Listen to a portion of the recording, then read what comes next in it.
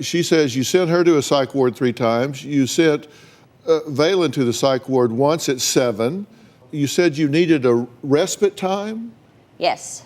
So you gave the children to caseworkers. I disagree with that. In the state where we had lived at that time, they had psych evaluations, med checks with psychiatrists. They each had a case manager, and they don't just give it to anyone. You have to actually need it. They had individual therapists, and we went to family therapy, and then sometimes some therapies in the evening. Okay. But then you put Elora in foster care at 13 for 5 months, and she was in 5 different homes during that time. Right. She was to the point where she kept threatening to kill herself.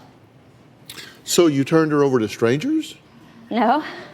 No, she'd already had multiple psychiatric evaluations and hospitalizations. I didn't put her there. You can't just show up as a parent and say, put her in the hospital. She met the criteria.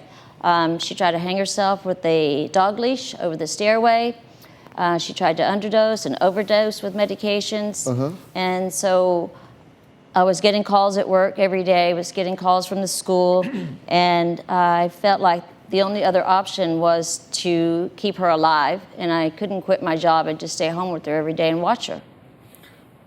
So you put her in foster care? I did.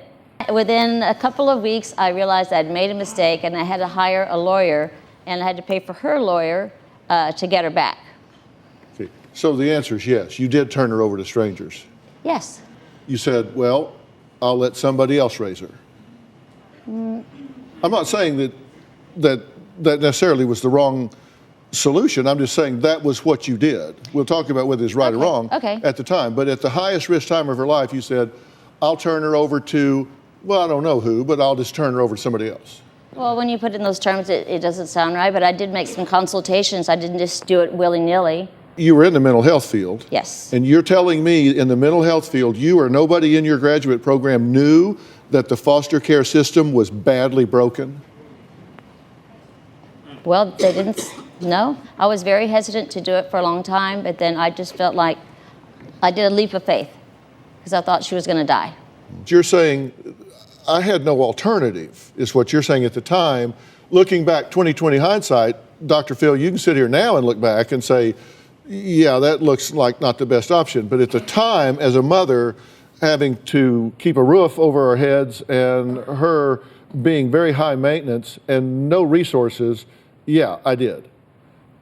That's what you're saying, but I'm saying the fact of the matter is at the highest risk time of her life, you turned her over to strangers. Right. And I did. I turned her over. I signed her. I said, she's unmanageable. I can't keep her safe. There was so much trauma in the foster care because, like you said, it is broken. I was in one house where all I had was the clothes on my back. Another house, I had to sleep on the floor next to a bed because the mother there wouldn't let me sleep on the bed because she said it was her daughter's bed, but her daughter didn't live there, but I still couldn't. Another house, there were 7 other foster care girls there. It was a really traumatic experience. Were you suicidal? I was in a really deep depression at certain points in my life, but a lot of it was a cry for help.